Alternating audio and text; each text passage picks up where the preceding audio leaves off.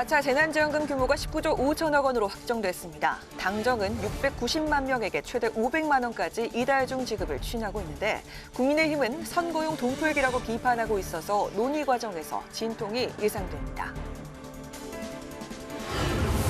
3월 임시국회가 오늘부터 시작됐습니다. 4차 재난지원금 추경안과 손실보상법을 비롯한 상생연대 3법, 한국판 뉴딜 법안 등이 최대 쟁점이 될 전망입니다.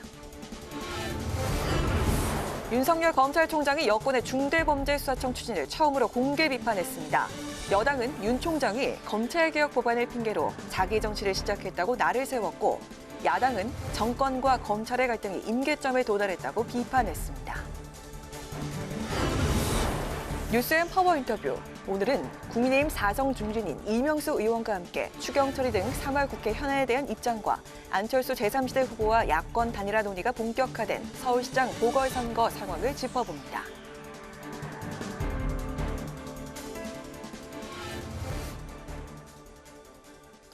여러분 안녕하십니까? 3월 2일 의정종합뉴스 뉴스엔 시작하겠습니다. 정부가 4차 재난지원금 지급 등을 위해 15조 원 규모의 추경안을 편성하기로 했습니다. 여기에 기존 예산 4조 5천억 원을 더해서 총 19조 5천억 원을 투입할 예정입니다. 추경안은 모레 국회에 제출될 예정인데 심사를 앞두고 야당이 4월 재보궐선거용 매표 행위라고 비판하고 있어 논의 과정에 상당한 진통이 예상됩니다. 보도에 박지영 기자입니다. 정부가 코로나19로 피해를 본 피해업종과 고용 취약계층 690만 명에게 19조 5천억 원을 지원하기로 했습니다. 4차례의 코로나19 재난지원금 중 가장 큰 규모입니다. 추경 편성을 통해 15조 원을 확보하고 기존 예산 4조 5천억 원을 더해 재원을 마련할 방침입니다. 15조 원 규모의 추경으로는 피해계층 지원금으로 8조 1천억 원을, 고용 충격 대응을 위해 2조 8천억 원을 사용하고 백신 등 방역 소요 경비로 4조 1천억 원을 쓴다는 계획입니다. 지원 대상도 대폭 확대했습니다. 상시 근로자 5인 이상 사업자를 새로 포함시켰고 매출 기준도 기존 4억 원에서 10억 원으로 높였습니다. 피해 지원 유형도 기존 3개에서 5개로 세분화하고 지원금을 최대 500만 원까지 지급합니다. 여기에 소상공인의 전기요금도 3개월 동안 지원할 예정인데 집합 금지 업종은 50%, 집합 제한 업종은 30% 각각 감면해주기로 했습니다. 모레 국회에 추경안 제출을 앞두고 벌써부터 여야의 신경전이 치열합니다.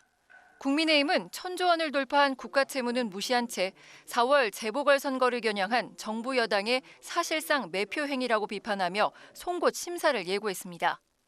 사실상 매표 행위나 다를 바가 없습니다. 이런 집권 세력의 국고를 무시한 매표 행위에 국민들의 각성이 반드시 앞서야 할 것입니다. 정의당은 생색내기 수준으로 무늬만 손실보상이라고 지적하며 손실보상제 특별법 논의를 요구했습니다. 임시 방편에 불과한 지원금만으로는 지난 1년을 벼랑 끝에서 버텨온 소상공인, 자영업자들에게 실질적인 도움이 되지 못합니다. 민주당은 민생 회복과 경제 도약의 마중물이 될 것이라고 기대하며 조속한 추경안 처리를 위한 야당의 협조를 당부했습니다. 이번 4차 재난지원금은 야당의 제안도 상당 부분 반영해서 편성했습니다. 더불어민주당은 집권 여당의 책임을 다해 민생 살리기에 총력을 다하겠습니다. 민주당은 오는 18일 추경안을 통과시켜 이달 말부터는 재난금을 지급한다는 목표지만 여야의 입장차로 논의 과정에 상당한 진통이 예상됩니다. 국회방송 박지영입니다. 오늘부터 시작된 3월 임시국회에서 더불어민주당은 4차 재난지원금 지급을 위한 추경안은 물론 상생연대 3법 등 민생 법안을 처리하겠다는 방침인데요. 국민의힘은 이 중 일부 법안이 반시장적이라며 반대하고 있어 진통이 예상되고 있습니다. 홍혜진 기자가 보도합니다. 더불어민주당이 2월 임시국회 문턱을 넘지 못한 각종 민생 법안들을 3월 임시국회에선 반드시 처리하겠다는 의지를 강력 표명했습니다. 가장 강하게 드라이브를 거는 것은 이른바 상생연대 3법입니다. 코로나19로 인한 사회 경제적 불평등을 해소하고 우리 사회의 상생과 연대의 활력을 불어넣을 상생연대 3법 중 3월 국회에서 관련 법안이 통과된다면 시행령 마련 후 신속하게 법을 시행할 수 있을 것으로 기대하며 손실보상법은 코로나19 방역을 위해 집합금지나 영업 제한 조치를 받은 자영업자와 소상공인 등의 손실을 보상해주는 법안입니다. 국민의힘은 법안 취지엔 대체로 공감하면서도 4월 보궐선거를 앞두고 포퓰리즘성 정책이 돼선 안 된다며 송곳 심사를 예고하고 있습니다. 돈은 풀 때 풀더라도 빚은 어떻게 갚고 고가는 어떻게 채울 것인지 전혀 답이 없습니다. 협력이 공유법과 사회연대 기금법도 진통이 예상됩니다. 협력이 공유법은 대기업의 초과 이익을 협력업체와 상호 약정 기준에 따라 공유하도록 하고 참여 기업의 인센티브를 확대하는 내용이 골자입니다. 사회연대 기금법은 코로나19로 인한 양극화를 해소하기 위해 기금을 설치하고 참여 기업에 세제 혜택을 부여하는 내용인데 국민의힘과 재계는 기업에게 돈을 걷겠다는 반시장적 입법이라며 반대하고 있습니다. 민주당은 또 법 위반으로 금고 이상 형을 받은 의료인의 면허를 취소하는 의료법 개정안과 가짜뉴스에 대해 징벌적 손해배상제를 도입하는 내용의 언론개혁 법안 등도 처리하겠다는 방침입니다.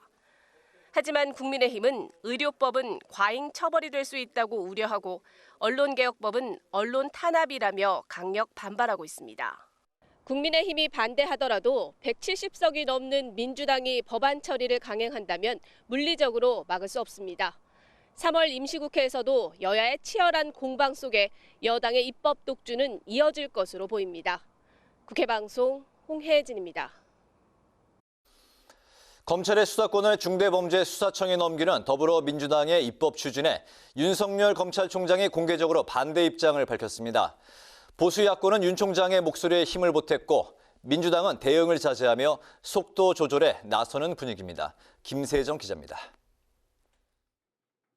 민주당 검찰개혁특위는 부패, 경제, 선거 등 6대 범죄를 전담하는 중대범죄수사청을 설치해 검찰의 수사권과 기소권을 분리하는 내용의 입법을 추진하고 있습니다. 사실상 검찰의 수사권을 완전히 박탈하는 것인데 윤석열 검찰총장이 입장을 내놨습니다. 윤 총장은 한 언론 인터뷰에서 중수청 설치 입법은 검찰을 폐지하려는 시도라며 법치를 말살하고 헌법 정신을 파괴하는 것이라고 공개적으로 비판했습니다. 보수 야권은 윤 총장의 목소리에 힘을 실었습니다. 국민의힘은 중수청은 완전한 독재 국가로 가는 앞잡이 기구라며 여당에 날을 세웠고 검찰을 폐지하고 중대범죄수사청을 만들어서 자기들이 원하는 사람을 몽땅 모아서 수사의 칼날을 쥐어주려고 하고 있는 것입니다. 국민의당 안철수 대표는 SNS를 통해 검찰 수사권 폐지로 형사사법체계가 무너지면 부패가 창궐할 것이라는 윤 총장의 호소에 전적으로 공감한다고 힘을 보탰습니다. 민주당은 수사 기소권 분리는 공정한 검찰을 만들기 위한 것이라며 국회의 역할을 충실히 진행하겠다면서도 관련 법안 발의는 속도 조절에 나선 분위기입니다. 민주당은 당초 이번 주 중 중수청 설치 법안을 발의할 계획이었지만 당내와 당정 간 이견 조율 과정을 거쳐 좀 더 시간을 갖고 법안을 완성할 것으로 보입니다. 민주당 검찰개혁특위 내에서는 중수청법의 내용 중 시행 유예 기간과 인력 규모, 보안 수사 등 쟁점을 놓고 의견이 나뉘는 것으로 알려졌습니다. 윤호중 국회 법사위원장은 윤 총장이 반헌법적이라고 제기한 부분 등에 대해서는 대화를 통해 검찰을 이해시키겠다고 말했습니다. 이런 가운데 박범계 법무부 장관은 이 사안을 두고 윤석열 총장과 만날 의향이 있다고 밝혀 접점을 찾을 수 있을지 주목됩니다. 국회방송 김세정입니다. 이제 4.7 보궐선거가 한 달여 앞으로 다가왔는데요. 대진표의 막바지 윤곽이 드러나고 있습니다. 범여권의 서울시장 후보 단일화는 선 민주당 시대 전환, 후 민주당, 열린민주당 순으로 진행될 예정입니다. 국민의힘은 모레 최종 후보를 선출하고 제3지대 후보로 확정된 국민의당 안철수 대표 측과 단일화 실무 협상에 나섭니다. 한도형 기자가 전합니다. 더불어민주당과 시대전환이 서울시장 후보를 단일화하기로 합의했습니다. 양당은 내일 토론회를 진행한 후 6일부터 이틀간 여론조사를 진행해 8일엔 단일 후보를 확정한다는 계획입니다. 민주당과 열린민주당의 단일화는 시대전환과의 단일화 이후로 미뤄질 전망입니다. 열린민주당 김진애 후보가 의원직 사퇴를 선언하고 오는 8일부터 단일화를 논의하자고 제안했기 때문입니다. 야권 서울시장 후보 단일화 논의는 이번 주 새로운 국면에 들어갑니다. 국민의힘은 오늘까지 여론조사를 실시해 내일 최종 후보를 확정합니다. 이후 국민의힘과 국민의당은 야권 최종 단일화를 위한 실무 협상에 착수할 것으로 보이는데 출마 기호 등을 놓고 입장차가 커 난항이 예상됩니다. 국민의힘 김종인 비대위원장은 국민의당 안철수 후보로 단일화가 되더라도 기호 4번으로는 선거에서 이길 수 없다고 주장하는 반면 안 대표는 4번 출마를 고수하고 있습니다. 부산에서는 민주당과 국민의힘 모두 이번 주 최종 후보를 선출합니다. 민주당은 6일 최종 후보를 확정할 계획인데 김영춘 예비 후보가 유력합니다. 국민의힘은 모레 최종 후보를 선출하는데 박형준 예비 후보가 이현주, 박성훈 예비 후보를 앞선 상황입니다. 국회방송 한도영입니다. 더불어민주당이 가덕도 신공항 띄우기로 부산 민심 잡기에 주력하고 있습니다. 이낙연 대표는 올해만 벌써 5번째 부산을 방문해 가덕도 신공항 완성을 약속했는데요. 환경과 안전 문제가 제기되는 데다 여론도 썩 우호적이지만은 않아서 넘어야 할 산이 적지 않아 보입니다. 김희연 기자가 보도합니다. 이낙연 더불어민주당 대표가 부산시장 후보자 경선대회 참석차 부산을 방문했습니다. 이 대표는 부산의 역사는 가덕도 신공항 이전과 이후로 나뉠 것이고 민주당 부산시장이 나와야 역사적 전환이 가장 성공적으로 이루어질 수 있다고 강조했습니다. 이 가덕 신공항에 항공물류가 가능한 국제공항을 들어서게 하는 것, 그것을 앞으로 8년 안에 완공시키고 2030 부산 엑스포까지를 성공시키는 것, 그 일을 해낼 것입니다. 이 대표의 부산 방문은 지난달 25일에 이어 닷새 만이고 올해 들어 5번째인데 당대표가 직접 가덕도 신공항을 챙기면서 부산시장 보궐선거를 지원하는 모습입니다. 이번 주 출범 예정인 가덕도 신공항 추진특별위원회 역시 이 대표가 위원장을 맡을 예정입니다. 이 대표는 다음 주 초쯤 대표직에서 물러날 예정인데 그런데도 가덕도 신공항 특위 위원장을 맡은 건 대선을 염두에 둔 것으로 풀이됩니다. 가덕도 신공항 특별법에 예비 타당성 조사 면제 조항이 포함됐지만 환경 영향 평가는 거쳐야 하기 때문에 신공항 추진이 순탄치만은 않을 것이라는 전망이 나옵니다. 바다를 메워 부지를 확보하기 때문에 시간이 오래 걸리고 해양 생태계 훼손 우려가 있는 데다 부근에 진해 비행장과 공역이 중첩돼 항공 안전사고 위험도 있기 때문입니다. 가덕도 신공항 특별법 처리에 대한 여론도 부정적입니다. 특히 예비 타당성 조사 면제에 대해 절반이 넘는 53.6%가 잘못된 일이라고 평가했습니다. 예타 면제는 강제 조항이 아니라 필요한 경우 할 수 있다고 돼 있어서 기재부가 실제 예타 면제를 할지는 미지수입니다. 국토부는 상반기 내에 제6차 공항개발 종합계획을 발표할 계획인데 가덕도 신공항 건설의 사업비를 비롯한 구체적인 윤곽이 나올 전망입니다. 국회방송 김희연입니다. 오는 9일 당대표 임기를 마치는 더불어민주당 이낙연 대표가 4.7 재보궐선거대책위원장을 맡겠다고 밝혔습니다. 이 대표는 오늘 울산에서 열린 재보선 필승 결의대회에서 대표를 그만두면 선대위원장으로 노력 봉사해야 할 것 같다며 이같이 말했습니다.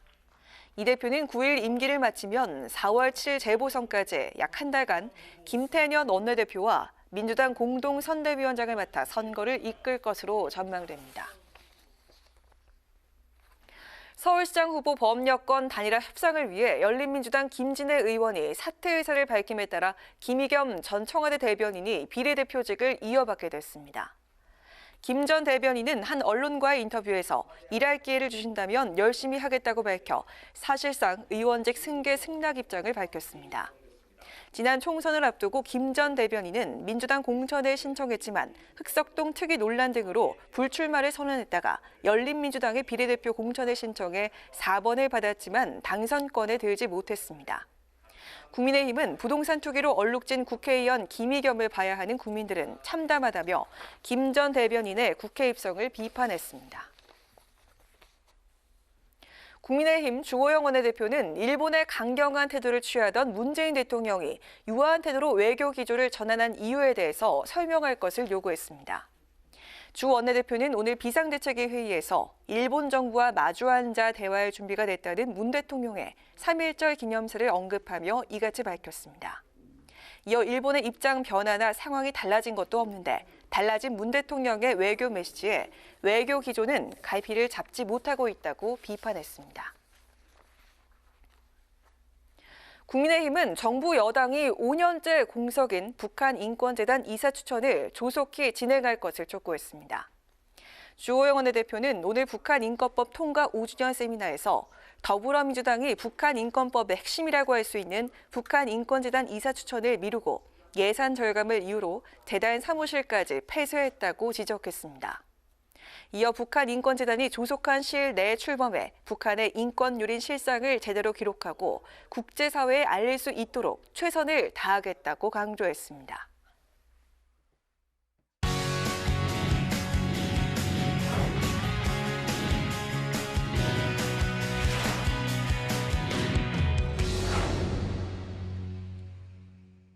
네, 오늘 이슈 분석 김동길 기자와 함께합니다. 김 기자 어서 오십시오. 네, 3월 임시국회가 이제 오늘부터 시작이 됐고 다음 달 7일에 이제 그 재보궐 선거가 있는데 3월의 그 정치 쟁점부터 한번 짚어볼까요? 네, 무엇보다도 가장 큰 이슈라고 하면 이제 서울 부산시장 보궐선거가 될 것 같은데요. 네. 그 선거를 앞두고 있으면 이 정치권의 시계는 왠지 모르게 더 빨라지는 느낌입니다. 오늘로써 이제 4월 7일까지 한 36일밖에 이제 남지 않았거든요. 네. 그 여야의 서울시장 후보도 이제 윤곽이 나왔죠. 그 민주당에서는 이제 박영선 후보가 선출이 됐고 국민의힘 같은 경우는 오늘과 내일 여론조사를 거쳐서 이제 4일 모레입니다. 모레 이제 후보가 선출이 되는데요. 여야 모두 이제 단일화를 추진하고 있기 때문에 최종 후보 선출까지는 아직도 좀 시간이 필요해 보입니다. 네. 일단 여야 모두 마지노선은 18일로 보고 있는데요. 그 이유는 18일, 19일에 후보자 등록을 하게 됩니다. 이제 선거가 한 20일 정도 남아있을 때이기 때문에 18일까지 아마 이 단일화 이슈가 3월에 가장 큰 정치권에 몰고 갈 이슈가 될 것으로 보입니다. 그렇군요. 이제 선거까지는 이제 36일이 남았고 40일도 채 남지 않았고 그리고 이제 후보자 등록은 이제 보름가량 이제 남은 상황이군요. 네. 오늘부터 이제 3월 임시국회가 시작을 했는데 4월 선거를 이제 앞둔 상황이기 때문에 여야의 기싸움도 지금 치열하죠. 네, 그렇습니다. 이 서울 부산시장 선거가 치러지게 된 원인은 이제 전직 시장들의 성추행 사건 때문에 이제 치러지게 되는데요. 네. 어떻게 보면 여당의 입장에서는 굉장히 이제 악재인데 이 악재를 민주당은 이제 잘 헤쳐나가는 또 이슈를 여론을 이제 좀 돌리는 정책 이슈로 돌리는 그런 분위기를 갖고 있습니다. 부동산 집값 상승에 따른 이제 공급 확대로 정책들이 나왔고요. 또 가덕도 신공항 특별법은 지난 2월 국회에서 입법을 완료했습니다. 또 코로나19로 장기화되면서 백신 접종 문제, 또 이제는 확실하게 이제 재난지원금이 또 이슈화가 되고 있습니다. 네. 그러다 보니까 당초 이번 선거가 열리게 된 원인을 제공한 이 여당의 입장에서 보면 치명적인 단점인데 새로운 이슈들이 계속 쟁점화되면서 그런 그 원인 악재들을 이제 묶고 가는 형국이 지금 됐고요. 네. 또 여기에 여당의 후보는 또 박영선 후보입니다. 그 법여권의 단일화 과정이 아직 남아 있긴 한데 각종 여론조사 추이를 보면 이제 박 후보가 최종 후보로 될 가능성이 조금 높거든요. 이제 기존 악재로 작용했던 여권의 쟁점이 비위 문제는 이제 네. 부동산 또 이제 재난지원금, 코로나19 극복 방향으로 좀 흘러가는 모양새입니다. 네. 또 박 후보 같은 경우에는 이제 직전까지 중소기업 벤처기업부 장관을 했었거든요. 그렇죠. 네. 그렇기 때문에 자연스럽게 소상공인 또 자영업자 대책까지 자연히 이제 맞물려 가면서 코로나19 대응 이쪽으로 이제 물려가는 형국입니다. 네, 여당이 이제 이슈 전환에 이제 성공하셨다고 이제 분석을 하셨는데 그래서 이번 선거가 더 치열한 양상을 띠고 있는 것 같습니다. 하지만 그 야당에 이제 큰 숙제가 남았어요. 바로 네. 이제 야권 단일화인데 제3지대는 이제 단일화가 이제 이루어졌지만 네. 아직 그 최종 단일화 이 숙제가 남아 있죠. 네, 국민의힘이 이제 4일에 최종 그 후보를 선출을 합니다. 국민의힘의 후보를. 네. 이제 그러면 이제 국민의당 안철수 대표와 이제 단일화 협상을 시작하게 되는데. 그 야권의 입장에서 보면은 이 단일화 과정을 좀 빨리 매듭지어야 합니다. 왜냐하면 이 잡음이 나거나 아니면 좀 이견이 있어서 서로 이제 공방을 하게 되면 네. 결국에는 야당에서는 상처가 되거든요. 그렇기 때문에 조금 더 서둘러서 이 단일화 협상 또 룰을 정하는 원칙에 조금 서두를 필요가 있어 보입니다. 네. 그렇다면 야당의 단일화 과정 앞으로 이제 어떻게 전개될 걸로 예상을 하십니까? 단일화가 이제 가장 중요한 게 보면은 이제 당선 가능성을 두고 봐야 될 것 같거든요. 네. 그래서 국민의힘의 입장에서 보면 이제 당이 이제 브랜드가 되고요. 또 국민의당 안철수 대표 입장에서 보면은 당의 세력이 약하기 때문에 네. 안철수 후보 인물이 이제 어떻게 보면 브랜드가 되는 겁니다. 그렇겠죠. 그렇기 때문에 김종인 비대위원장이 오늘 기자들과 만나서 이런 얘기들을 했는데 기호 4번으로 서울시장 선거에서 이기기 힘들다. 그래서 국민의힘 후보로 단일화를 해야 한다 이렇게 주장을 했는데요.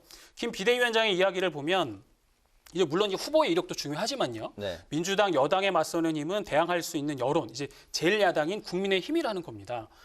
반면에 이제 안철수 대표의 경우에는 뭐 야권 그 여론조사를 보면 네. 이제 안 후보가 어쨌든 1위를 달리고 있거든요. 이제 네. 엎치락 뒤치락도 있고 또 이제 오차 범위 안에 있기 때문에 아직 뭐 섣불리 예단을 할 수는 없지만 그래도 어쨌든 야권에 지금 1위 후보를 달리고 있기 때문에 네. 인물론을 앞세운다. 그래서 안 대표 입장에서는 내가 돼야 된다. 뭐 이렇게 주장을 지금 하고 있는 상황입니다. 네. 네. 그 투표할 때 이제 번호 얘기가 나왔으니까 이제 궁금한 게 만약에 이제 그 야권의 최종 단일화로 안철수 대표가 이제 됐을 경우 네. 2번이냐 4번이냐 이제 뭐 관심이 모아지는 상황인데 네. 만약에 4번이 됐을 경우 네. 투표할 때 번호는 그러면 1번과 2, 3번 네. 2, 3번을 건너뛰고 1번 다음에 4번이 되는 건가요? 어떻게 되는 건가요? 방금 말씀하신 대로 그게 맞습니다. 1번 다음에 4번이 되는데요. 지금 1번 같은 경우는 이제 선거용지에 더불어민주당, 2번이 국민의힘, 3번이 정의당, 4번이 국민의당, 5번이 열린민주당 순입니다. 근데 후보 등록을 하지 않으면 이번 선거에 하지 않으면 네. 이제 자연스럽게 빠지는 겁니다. 하지만 그 고유 번호가 있잖아요. 정당의 고유 번호는 그대로 살려두고 순서만 이제 빠지게 되는 거죠. 그러니까 예를 들면 국민의힘 후보가 됐다 그러면 더불어민주당 1번, 2번 국민의힘 후보가 이제 투표용지에 남게 되고요. 네. 그다음에 정의당 같은 경우는 하지 않기 때문에 이번에 선출하지 않기 때문에 이제 당연히 빠지는 경우가 됩니다. 네. 그런데 이제 만약에 방금 말씀하셨던 것처럼 안철수 대표가 단일화가 됐다 그러면 네. 1번이 더불어민주당이 되고 그 밑에 바로 4번 안철수 대표, 국민의당 안철수 대표 이렇게 그 투표용지의 순서가 매겨지게 됩니다. 네. 국민의 힘과 이제 합당하지 않았을 경우 이제 네. 그런 경우가 될 것 같습니다. 오늘 그 국무회의에서 4차 재난지원금 지원 대책이 나왔는데 뭐 이제 지금도 계속 쭉 이야기하고 있습니다만 선거를 앞둔 시점이라 좀 네. 미묘한 그런 신경전이 오가는 것 같습니다. 네, 4차 재난지원금 규모가 이제 19조 5천억 정도가 되거든요. 네. 이 중에 약 15조가 이제 또 추경을 편성해야 되는 입장에 있습니다. 그렇기 때문에 야권에서는 이제 그 추경 편성을 하게 되면 국채를 발행해야 하니까 이제 네. 국가의 채무가 늘어난다. 네. 그 이번 예산 같은 경우가 올해 예산이 한 558조였거든요. 네. 그러니까 지난해 올해 예산을 심사할 때도 사상 최대 규모다 했는데 이 558조에 15조가 되면 573조가 됩니다. 네. 그렇게 보면 거의 역대 최대 규모가 되는데 그렇기 때문에 이제 야당의 입장에서는 이제 국채 발행도 신경을 써야 되고 네. 이제 재정 건전성을 생각해야 되기 때문에 이런 부분들에 대한 조금 이제 공방 이런 것들이 좀 필요하고 또 그런 부분들을 좀 짚고 가고 있는 것 같습니다. 그렇군요. 네. 이낙연 대표가 이제 그동안 쭉 이제 4차 재난지원금에 대해서 더 넓고 이제 두텁게 지원하겠다고 강조해 왔는데 목표를 이뤘다고 볼 수가 있겠네요. 네, 그렇습니다. 생각했던 것보다 처음에는 이제 정부 입장에서는 12조, 13조 얘기가 나왔는데 그보다 네. 훨씬 뛰어넘는 19조가 나왔기 때문에 어떻게 보면 이제 그 이낙연 대표가 말했던 대로 좀 이루어진 건 있고요. 네. 또 여기에 이제 노점상에 대한 부분들도 이제 지원을 하겠다고 했거든요. 근데 네. 일각에서는 약간 좀 비판적인 시각도 있었습니다. 이제 노점상 하시는 분들 같은 경우는 세금을 내지 않기 때문에 과연 이게 맞느냐 이런 네. 부분들도 있었는데 그 홍익표 정책위 의장이 그런 부분으로 볼 게 아니라 이거는 이제 뭐 비난 프레임이다 뭐 이렇게 얘기를 했는데 그런 쪽으로 볼 게 아니라 어려운 분들을 먼저 이제 도와주는 차원이다. 사회 공동체적 차원에서 해야 된다. 뭐 이렇게 반박을 하기도 했습니다. 네, 이제 어려운 분들을 위해서 이제 도와줘야 된다라는 거에는 여야 모두 이제 공감하고 있는데, 네. 근데 이게 재원 마련에는 이제 여야가 입장차가 갈리고 있죠. 네, 그렇습니다. 아까도 말씀드렸지만 15조 원이 이제 국채 발행을 통한 이제 추경 편성이거든요. 네. 그러다 보니까 국민의힘 입장에서는 뭐 일전에도 이제 주장을 해왔지만 세목을 좀 조정을 하자. 우리가 아낄 수 있는 부분, 불필요한 예산들. 네. 뭐 국민의힘 입장에서는 이제 문정부의 가장 대표적인 올해 주장하는 게 이제 뉴딜 예산이거든요. 이 예산 있는 부분을 좀 줄이자. 그래서 세목을 조정해서 이제 국채 발행도 좀 줄이자. 이렇게 주장을 하고 있고요. 그렇기 때문에 김종인 비대위원장이 또 이런 발언들을 했습니다. 김종인 비대위원장 오늘 아침 회의 발언이 있거든요. 네. 들어보시죠. 네. 보선을 앞두고서 갑작스럽게 4차 재난지원금이라고 하는 논의를 갖다 시작을 해가지고 이제 와서 4차 재난지원금을 갖다가 급히 지급하겠다고 하는 이런 발표를 하고 있는데 정부의 예산이라고 하는 것은 국민이 낸 세금입니다. 근데 김종인 비대위원장이 일전부터 이제 뭐 회의를 석상을 통해서 주장해 왔던 게 네. 재난지원금이 필요하다. 그래서 올해 이제 예산을 편성을 할 때 정부 여당한테 이제 좀 넉넉하게 하자 했는데 막상 이제 편성할 때는 이제 재난지원금에 대한 부분이 좀 빠져 있었거든요. 예. 그런데 이제 와서 또 추경을 한다고 하니까 여기에 대한 좀 비판이 좀 있었고요. 네. 그런데 여기에 대해서 여당의 입장은 또 일리가 있습니다. 또 한시가 급하다. 지금 어려운 분들이 있기 때문에 빨리 지원해줘야 된다. 뭐 이렇게 이제 반박을 했거든요. 네. 반박을 또 하고 있고요. 네. 김태년 원내대표의 발언도 있습니다. 네. 네.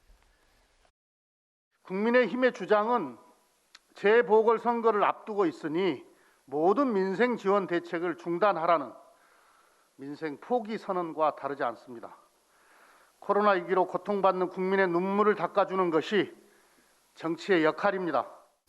네, 정부가 모레 이제 그 추경안을 제출 국회에 하게 되면요. 네. 이제 예정돼 있는 일정은 5일에 이제 시정연설이 되고요. 그렇게 되면 상임위와 예결위에서 이 예산안에 대한 이제 심사가 이루어지게 됩니다. 민주당은 최대한 속도를 내서 18일이나 19일 본회의에서 이제 추경안을 처리하겠다는 방침이고요. 네. 그렇게 돼야 그 3월 마지막 주쯤 되면 이제 재난지원금을 지원할 수 있겠다. 뭐 이렇게 주장을 하고 있어서 점점 속도를 낼 것으로 보이고요. 국민의힘 입장에서는 최대한 조금 늦추는 이런 방법, 그 재난지원금에 대한 필요성은 충분히 공감을 하지만 시기적으로 또 그리고 이게 정말 잘 쓰여야 되니까 조목조목 심사 과정에서 따져보지 않을까 이제 그렇게 좀 예상을 해봅니다. 그렇군요. 3월 임시국회가 이제 그 4월 4.7 이제 보궐선거와 맞물려서 아주 숨가쁘게 돌아갈 것 같습니다. 지금까지 이슈 분석은 3월 정치 쟁점 그리고 야권 단일화 논의 4차 재난지원금과 관련해서 김동길 기자와 함께했습니다. 오늘 수고했습니다.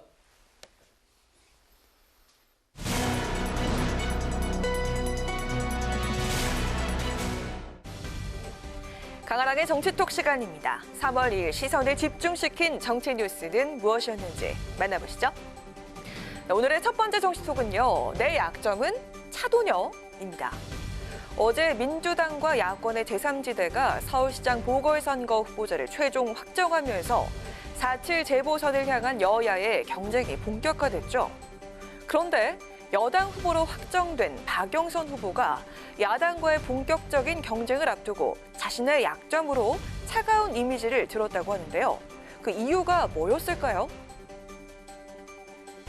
차갑다, 차도녀, 도시의 차가운 느낌 그런 이미지가 있는 것 같습니다. 굳이 변명을 하자면 일에 이렇게 좀 몰입하다 보면 좀 옆에 사람들한테 제가 좀 신경을 그동안 좀 못 썼던 거 아닌가 이런 반성도 하고 있습니다.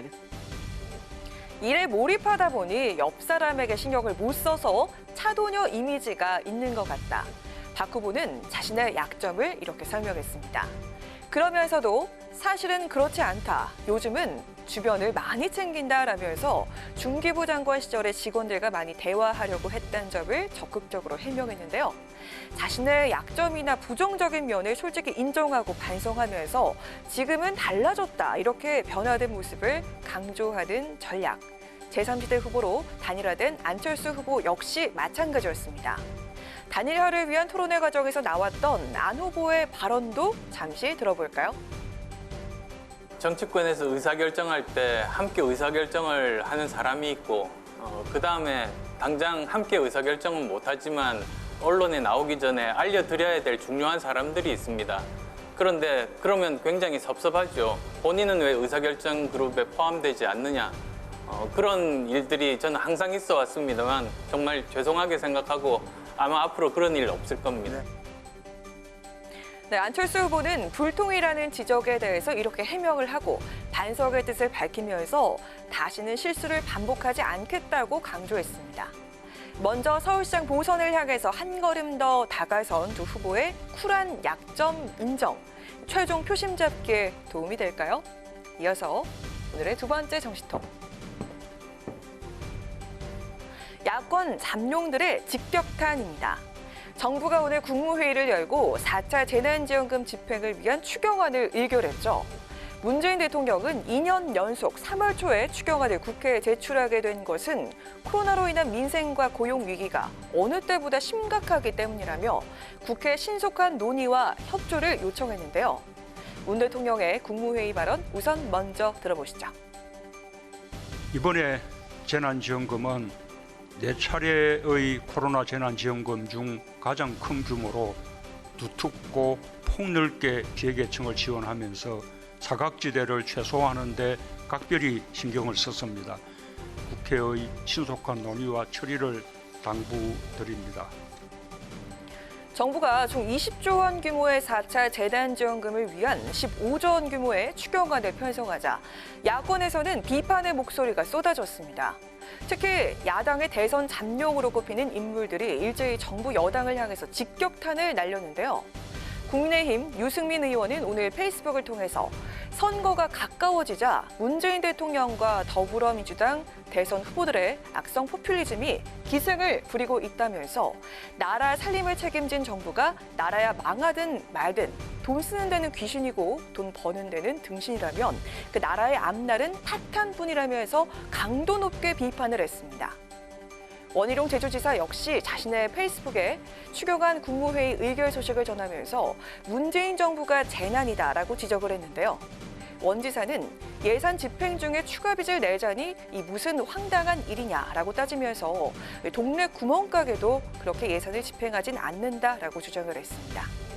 한편 4차 재난지원금과 추경 편성이 4월 재보선용이라는 야당의 비판에 민주당의 김태년 원내대표는 오늘 선거를 앞두고 정쟁으로 돌변하는 두 얼굴의 정치 행태이자 하지 말아야 할 정치 공세라고 지적을 하기도 했는데요. 4차 재난지원금을 둘러싼 정부 여당과 야당의 신경전, 추경안이 국회로 넘어오면 더 뜨거워지지 않을까요? 지금까지 강아랑의 정치톡이었습니다.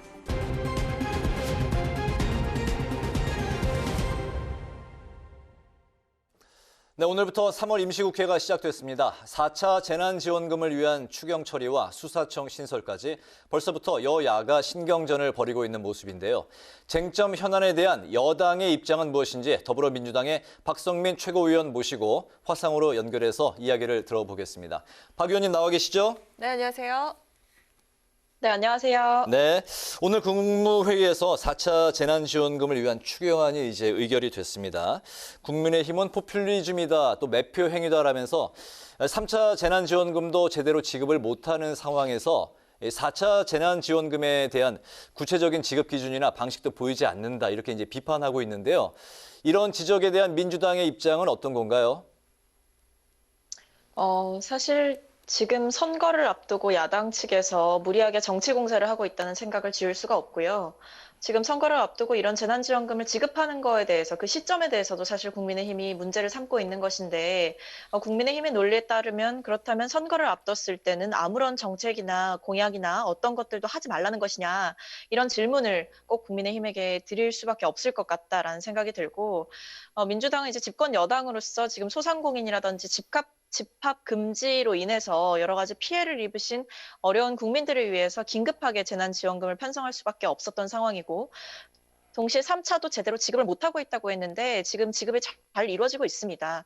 그런 부분들은 이미 후기를 통해서 여러 가지 공유된 부분이 있고 동시에 4차를 그렇다면 지금 왜 해야 하느냐라는 질문에 대해서는 지금 5인 이상 집합 금지라든지 코로나의 장기화 상황 속에서 고용 지표라든지 경제 지표가 계속해서 악화되고 있는 부분이 있기 때문에 긴급하게 이런 부분들을 미루지 말고 집행을 해야 된다라는 부분에 있어서 국민적인 공감대와 법적으로도 그리고 또 경제적으로도 필요성이 인정됐기 때문에 지급을 할 수 있겠다라고 말씀을 드릴 수 있겠습니다. 그래서 이런 부분에 있어서 지금 오늘 이제 추경안이 의결된 부분에 있어서는 특히 소상공인 버팀목 자금을 대폭 확대하는 부분, 그리고 긴급 고용 대책, 그리고 백신 이렇게 세 가지 측면에서 민생에 조금 더 도움이 될 수 있게 저희가 예산을 편성해서 지급을 할 수 있게 작업을 했다라고 말씀을 드릴 수 있겠습니다. 네, 3월 국회 또 다른 뜨거운 감자가 있죠. 바로 수사청 설치 문제인데요. 윤 총장이 직을 걸어서 막을 수 있는 일이라면 100번이라도 걸고 넘어지겠다, 이렇게 언급을 한 발언이 오늘 보도가 됐는데요. 윤 총장 발언에 대해서 당내에 어떤 이야기들이 오가고 있습니까? 의원님들 개개인의 대응에 대해서 당 차원의 입장이라고 공식적인 당 차원의 입장이라고 말씀을 드릴 수 있는 부분은 아니기 때문에 다만 확실한 것은 저희가 지금 윤 총장의 발언에 대해서 공식적인 대변인 논평이라든지 브리핑이라든지 혹은 공식 발언을 통해서 지금 입장을 낸 바는 없습니다. 그래서 이 부분에 대해서는 저희 당 차원에서 뭔가 공식적으로 대응을 한다, 의견을 낸다, 여기에 대해서는 현재로서는 드릴 말씀이 딱히 없다. 라고 말씀을 드릴 수 있겠고, 말씀하신 대로 수사청 설치 문제는 아무래도 이제 3월 국회에서 치열하게 쟁점으로 맞붙게 될 사안인 것 같습니다만, 현재로서는 이제 당청 간의 의견이라든지 이런 부분에 있어서 이견 없이 저희 당 차원으로서는 법안 발의라든지 이런 부분에 있어서 차질 없게 진행을 해 나가겠다라는 게 저희 생각이고, 다만 사안이 예민하고 또 중차대한 그 개혁적인 성과로 이어질 수 있는 만큼 당내 의원님들의 폭넓은 의견을 또 수용하고 또 의견을 수렴하고 그를 통해서 최종적으로 조정하는 절차는 분명히 확보를 할 것이다. 그렇기 때문에 시간적인 부분에서 시간이 생각보다 조금 더 걸릴 수 있겠다라는 말씀은 드릴 수 있겠습니다. 네. 마지막으로 오늘 그 보선 관련 질문 한 가지 더 하겠습니다. 어제 박영선 후보가 민주당 서울시장 후보로 이제 결정이 되면서 범여권의 단일화 수순으로 이제 가는 양상인데요. 시대전환의 조정훈 후보와는 단일화 합의를 했는데 열린민주당 김진애 후보는 공정한 단일화 방식을 요구하면서 오늘 그 의원직 사퇴까지 불사하면서 배수의 진을 쳤습니다. 범여권 단일화 추진에 대한 민주당의 입장과 계획은 어떤 건가요? 일단 두 가지지 않습니까? 첫 번째는 조정훈 시대전환 후보와의 단일화, 그리고 두 번째는 열린민주당 후보와의 단일화인데, 일단 조정훈 후보와의 단일화는 무리 없이 진행이 돼가고 있는 부분이고요. 이 형식에서 차용한 것은 이제 정책적인 협약을 통해서 그 조정훈 후보의 정책과 시대전환이 내세웠던 그 가치들을 이제 민주당이 또 서울시정에 반영할 수 있는 부분으로 추진을 해 나가는 그런 당 차원의 정책 협약을 통해서 진행을 하는 부분이고, 열린민주당과의 그 후보 단일화에 대해서는 당내에서 공감대가 있는 상황이고, 열린민주당 역시도 이에 동의를 했기 때문에 실무적인 협상이 이루어지고 있는 상황입니다. 다만 아직 최종적으로 이제 어떻게 후보 단일화를 할 것이냐에 대해서는 완전하게 정리가 된 상황은 아니기 때문에 이 부분은 조금 더 지켜봐 주시면 좋겠고요. 다만 여기 후보 단일화에 대해서는 저희도 이견이 없고, 또 18일까지 그러니까 공식적으로 서울시장 후보를 등록하는 18일까지 이제 토론회나 혹은 여러 방식을 통해서 열린민주당과의 단일화 역시도 무리 없게 진행을 해 나갈 것으로 보이는 상황입니다. 이런 상황 속에서 이제 김진애 후보가 오늘 이제 기자회견이라든지 이런 부분들을 통해서 강하게 메시지를 내셨는데, 열린민주당 입장에서는 당연히 이 협상이 조금 더 빠르게 속도가 붙었으면 하는 마음에서 좀 더 강하게 메시지를 낸 것으로 보이고, 다만 민주당 차원에서는 이제 열린민주당과의 실무 협상 단계에서 고려를 하고 있는 부분이나 여러 가지 조율해 나가야 할 의견들이 아직 남아있기 때문에 정리가 안 된 것이지만 곧 시간이 지나다 보면 자연스럽게 정리가 될 부분들이 많이 남아있다라고 말씀을 드릴 수 있겠습니다. 네, 박성민 최고위원님 오늘도 연결 응해주셔서 대단히 감사합니다. 네, 감사합니다. 네, 고맙습니다. 지금까지 더불어민주당 박성민 최고위원이었습니다.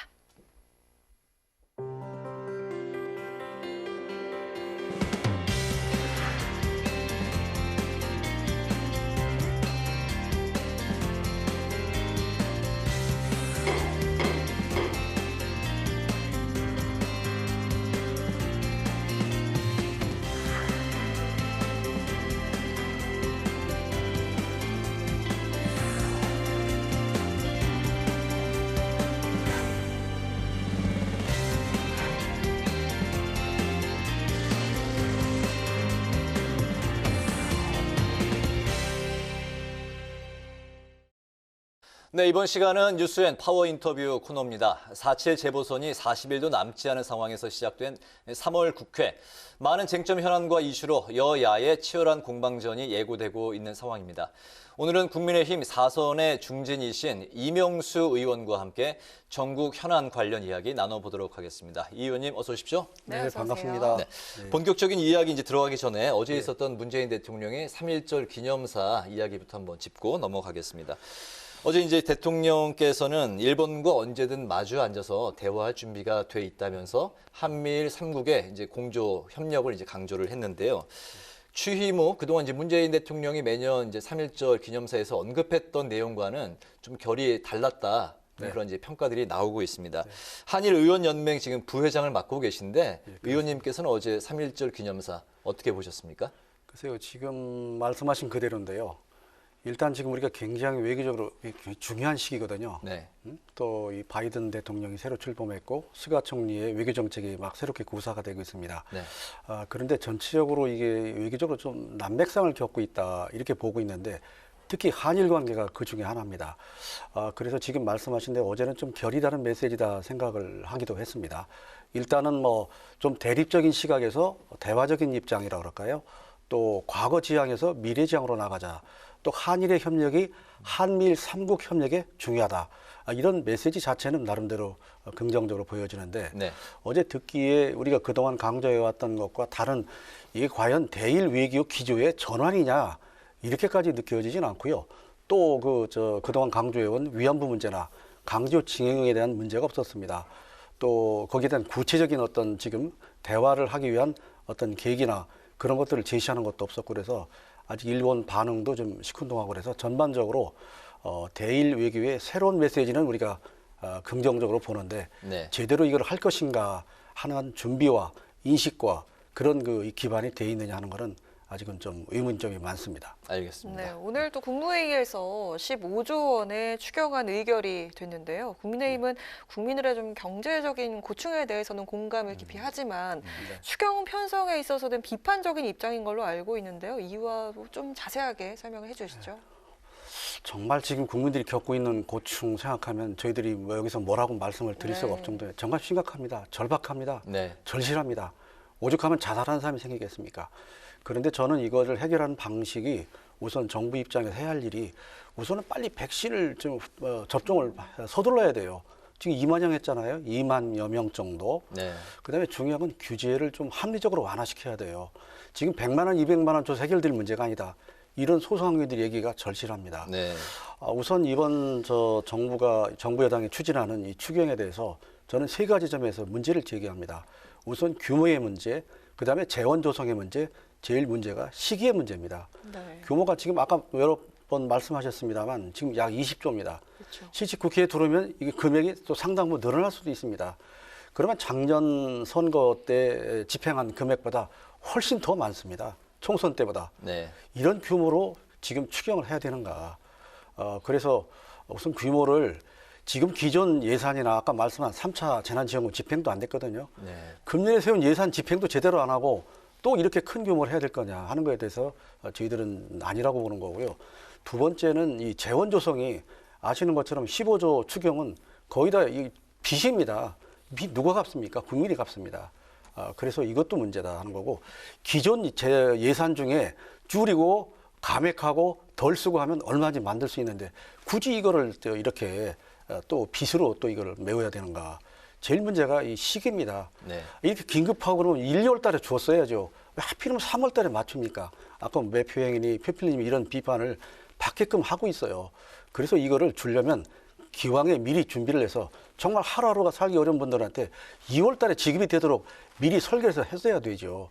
그리고 이런 것들을 제대로 하려면은 결국은 이제 정말 필요한 사람한테 줘야 되는데 지금 뭐 세 군데 준다고 하지만 결국은 보편적 선별 지원입니다. 이게 600만 명이나 돼요. 이 대상자가. 그러면 상당한 이게 가구 수로 따지면 엄청난 저거든요. 그래서 이런 그 어려운 국민들한테 고통을 줄이기 위해서 지원해 준다. 이건 절대 반대하지 않습니다. 지원의 방법과 시기와 재원을 좀 정말 나라 살림을 걱정을 하면서 네. 이 빚이 1,000조예요. 이거 어떻게 감당하려고 합니까? 정말 재검토해서 제대로 좀 지급하도록 그 규모나 또 그 지급 대상이나 시기를 좀 조정을 했기를 저희는 바라고 야당의 입장에서 그런 점들을 저희가 최대한 반영하도록 최대한 노력을 하려고 합니다. 네, 잘 들었습니다. 민주당은 또 이제 코로나19 사태로 인해서 이제 인한 그 양극화 해소를 위해서 상생연대 3법을 이번 3월 국회에서 이제 처리한다는 입장인데요. 소상공인과 자영업자를 위한 손실보상법에 대한 국민의힘 입장은 어떤 건가요? 지금 말씀한 대로 우리가 어려운 사람들한테 이 어려움을 해결하기 위해서 뭔가 여러 가지 다양한 지원을 해야 된다. 네. 충분히 공감하고 절대 동의를 합니다. 이것도 방법의 문제입니다. 지금 양극화 해소가 이제 목적인데 그 취지는 이해를 합니다. 그런데 지금 이 새 정부, 문재인 정부 들어서 가지고 양극화를 해서 많은 투자와 노력을 했는데 양극화의 갭이 더 늘어났습니다. 이게 정책의 잘못이거든요. 근데 지금 얘기한 손실보상법, 그 뭐 저희 어들이 이해를 하고 동의를 합니다. 협력이익공유제, 사회 그 무슨 연대 기금화, 네. 이게 전부 양극화라는 취지로 결국 국민 부담만 늘리고 제대로 배분이 돼서 양극화가 갭이 줄어야 되는데 오히려 늘릴 가능성이 많아요. 그동안 해온 여러 가지 최저임금제나 소득주도 성장, 그게 양극화를 줄인 게 아니라 더 키웠다니까요. 그렇다면 이 정책의 방법론이나 이것도 집행 방법이나 시기나 그런 것들을 다르게 좀 틀을 설계를 다시 해야 됩니다. 이 자체에 대해서는 저희가 동의를 할 수가 없고 제대로 된 양극화 해소 방안, 그거를 우리가 제시도 하고 그런 노력이 되도록 최선을 다하겠습니다. 네, 올해도 국민의힘의 최종 후보가 선출이 되면 안철수 후보와의 최종 단일화 논의가 시작이 되잖아요. 예. 야권 후보 단일화 방식에 대해서 당내 중진들 의견도 좀 궁금하고 의원님은 또 어떻게 생각하고 계신지 듣고 싶습니다. 예, 뭐 제가 보기엔 뭐 지금 한창 이제 뭐 민주당 후보는 결정이 됐고 지금 이제 국민의힘 후보를 결정하는 과정이 있기 때문에 제가 어떤 룰을 어떻게 한다는 얘기를 하기는 좀 빠른 것 같고 우선 국민의힘 후보 결정이 내일 모레 있기 때문에 그때 이제 결정이 되면 이제 본격적인 논의를 하는데 사실 물밑으로는 양측이 아마 서로 여러 가지 수싸움을 벌이고 있는 것 같습니다. 그래서 이것을 중요한 것은 어쨌거나 양측이 합의해야 되고 단일화가면 안 된다는 절박한 사정은 서로 다 이해를 하는 것 같습니다.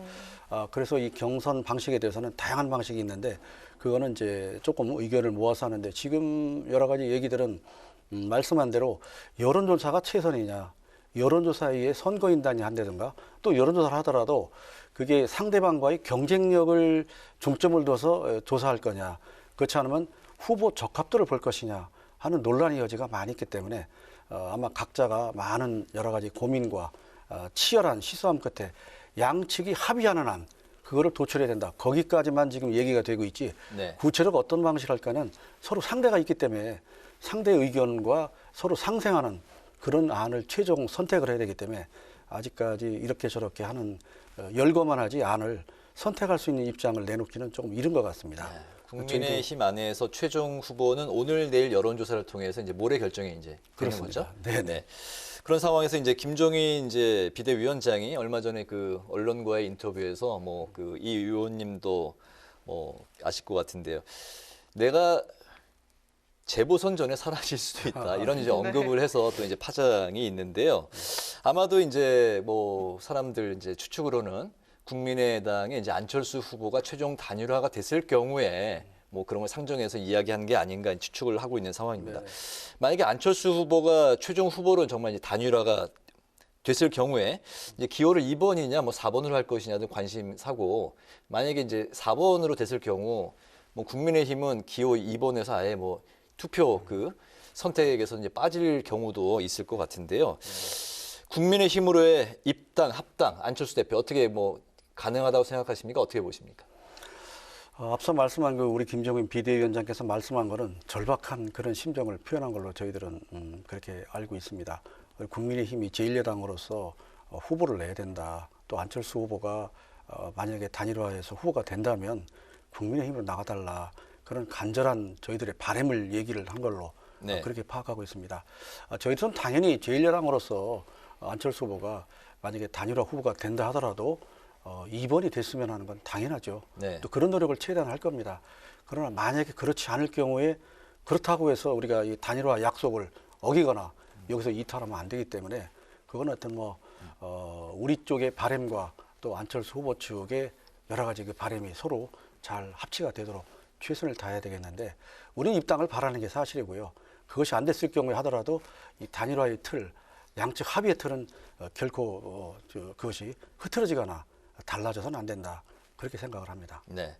또 최근에 이제 국민의당 안팎에서 김종인 비대위원장 체제에 대한 이야기도 이제 많이 나오고 있는데 아마 그런 이야기를 또 이제 김 위원장도 좀 참고해서 사라질 수도 있다 이렇게 언급한 게 아닌가 싶습니다. 뭐 당내에서도 좀 그 의견이 엇갈리는 걸로 알고 있는데 의원님 생각은 어떠십니까? 글쎄요, 뭐 당 차원에서 당을 책임지는 입장에서 걱정한 그런 얘기로 저는 이제 듣고 있고요. 그렇지 않도록 해야 되죠.